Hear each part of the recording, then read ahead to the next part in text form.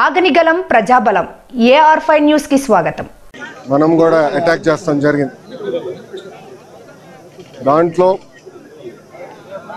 పాకిస్తాన్ కూడా ఏకంగా భారతదేశం పైన రాత్రికి రాత్రి మిసైళ్ళు కానివ్వండి, డ్రోన్లు పంపించి మన కీలకమైన ఇన్స్టాలేషన్స్ పైన అటాక్ చేయాలన్న ఆలోచనలు ఉన్నప్పుడు మన జవాన్లు దేశానికి నిలబడి మేము నిలబడతాం, మేము పోరాడతాం, దేశాన్ని మేము కాపాడుతాం చెప్తాం జరిగింది.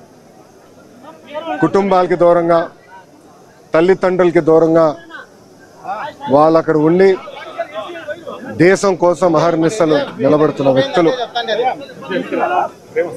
ఈరోజు జవాన్లు అక్కడ నిలబడారు కనుకనే, పోరాడుతున్నారు కనుకనే భారతీయులు ఆంధ్రులు మనం ఇక్కడ హాయిగా బతికే పరిస్థితి. దాంట్లో మొన్న జరిగిన దాడిలో మన నాయక్ చనిపోతాం జరిగింది. మురళీ నాయక్ చిన్నప్పటి నుంచి కూడా మిలిటరీకి నేను ఉంటాను, నేను చనిపోతే భారతదేశ జెండా కప్పుకుని చనిపోతానని పదే పదే అతని కుటుంబానికి చెప్తాం జరిగింది. కుటుంబానికి ఏకైక బిడ్డ మురళీ నాయక్. చిన్నప్పుడు వాళ్ళ అవ్వ తాతతో పెరిగిన వ్యక్తి. దేశం కోసం నిలబడతాను, దేశం కోసం పోరాడతానని చెప్పిన వ్యక్తి మురళీ నాయక్. ఇంత చిన్న వయసులో మురళీ నాయక్ చనిపోతాం నిజంగానే చాలా చాలా బాధాకరం. ఆ కుటుంబానికి అటు కేంద్ర ప్రభుత్వం, ఇటు రాష్ట్ర ప్రభుత్వం అండగా నిలబడుతుంది. గౌరవ ముఖ్యమంత్రి గారు మాతో మాట్లాడారు, ఉప ముఖ్యమంత్రి గారు, అదేవిధంగా హెల్త్ మంత్రి మన సత్యకుమార్ గారితో మాట్లాడి ఆ కుటుంబానికి ప్రభుత్వం నుంచి ఆర్థిక సాయం కింద 50 లక్షల రూపాయలు, దాంతోపాటు 5 ఎకరాల భూమి, ఇల్లు కట్టుకునేదానికి 300 గజాలు ప్రభుత్వం అందజేస్తాం జరుగుతుంది. అంతేకాకుండా కుటుంబాల కోరిక మేరకు కుటుంబంలో ఎవరికైనా ఉద్యోగం ఇస్తే, ప్రభుత్వ ఉద్యోగం ఇస్తే బాగుంటుందని అడిగారు. కుటుంబంలో అంటే బిడ్డలు ఎవరు లేరు, ఒకే బిడ్డ కనుక తండ్రికి ప్రభుత్వ ఉద్యోగం ఇవ్వాలనేది కూటమి ప్రభుత్వం నిర్ణయిస్తాం జరిగింది.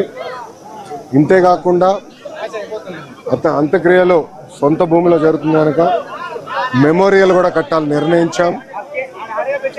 ఇంకో పక్కన జిల్లా హెడ్ క్వార్టర్స్ లో కాంస్య విగ్రహం కూడా ఏర్పాటు చేసి కేవలం తెలుగులే కాదు భారతీయులు మురళీ నాయక్ ని ఆదర్శంగా తీసుకునే విధంగా ప్రభుత్వం ఉంటుందని తెలుపుకుంటూ ఇప్పుడు గౌరవ ఉప ముఖ్యమంత్రి పవనాన్ని మాట్లాడాల్సిందిగా కోరుతున్నాం. పర్యవసానం భారతదేశం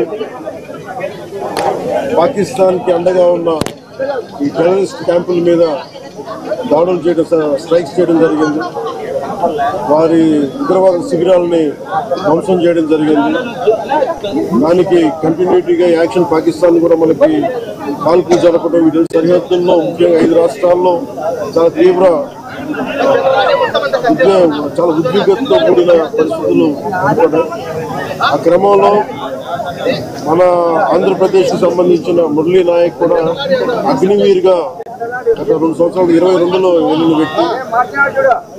మన తల్లిదండ్రులతో మాట్లాడుతూ ఉంటే ఒకటే చెప్పాను, నేను దేశం కోసమే పుట్టాను, దేశం కోసమే చనిపోతాను అనేది పదే పదే చెప్తా ఉన్నాడు. ఎందుకు నాయన మనకు ఆ ఉద్యోగాలను తండ్రి అంటున్నా కానీ, లేదమ్మా నాకు రైల్వే ఉద్యోగం వచ్చినా రైల్వే ఉద్యోగానికి పోలేదు, కేవలం దేశం కోసం పనిచేస్తాను, నేను దేశం కోసం చచ్చిపోతాను అన్న కమిట్మెంట్ ఉన్న వ్యక్తి.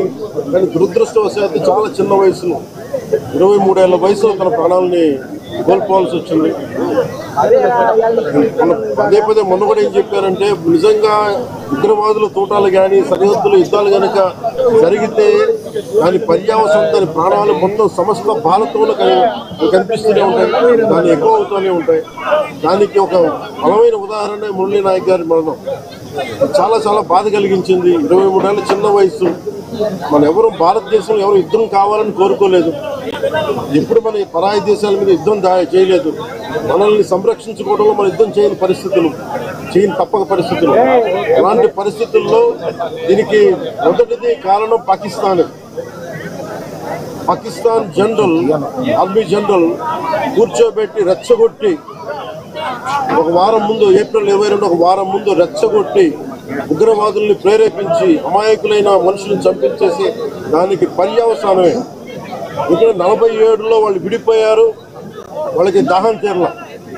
4 యుద్ధాలు చేశారు ఇప్పటిదాకా, దాహం తీరల. ఇప్పటికి అమాయకులను పట్టం పెట్టుకుంటా ఉన్నారు.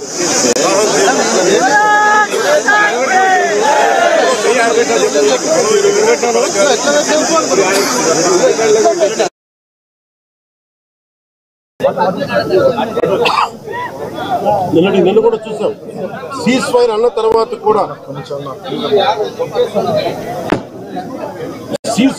తర్వాత కూడా సీజ్ ఫైర్ ని వైలేట్ చేసిన ప్రభుత్వం. అక్కడ నిజంగా చెప్పాలంటే ఒక బనానా రిపబ్లిక్. దానికి ఎవరు మాస్టర్స్ తెలియదు పాకిస్తాన్. వాళ్ళు చేసే అరాచకాలు, వాళ్ళు చేసే మనకి స్పాన్సర్డ్ టెర్రరిజం ఇండియాకు ఒక ఇబ్బందిగా తయారైంది. ఇది మన ముంబై దాడులు కావచ్చు, కశ్మీర్ లో ఎథ్నిక్ క్లెన్సింగ్ కావచ్చు, ఇది ఒక రిపీటెడ్ కోయంబత్తూర్ దాడులు కావచ్చు, పేలుళ్లు కావచ్చు, జామా మస్జిద్ పేలుళ్లు కావచ్చు, లేదా గతంలో జరిగిన మనకి గోకుల్ చాట్ పేలుళ్లు కావచ్చు,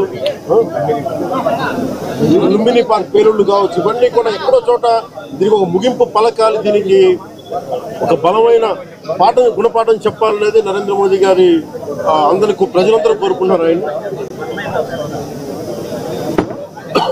దీనికి ఇప్పుడే సోదరులు